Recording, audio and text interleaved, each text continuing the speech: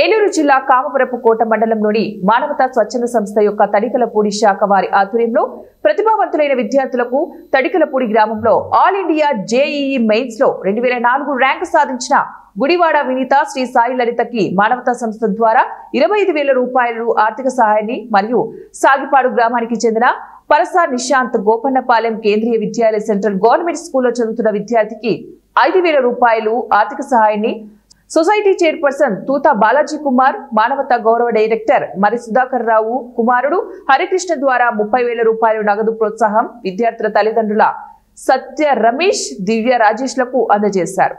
దేనికి విషయం అనేది నాకు అర్థం కాదు. ఫస్ట్ అడిగాను, ఇలాగా మన స్కూల్లో మన తడికిలపూడి గ్రామానికి చెందిన పాప జేఈ మెయిన్స్లో 204 ర్యాంక్ వచ్చిందండి అని అంటే లాస్ట్ టైం ఆ పాపను మన స్కూల్ దగ్గర చూసినట్టు శివాలయం దగ్గర చూసాము.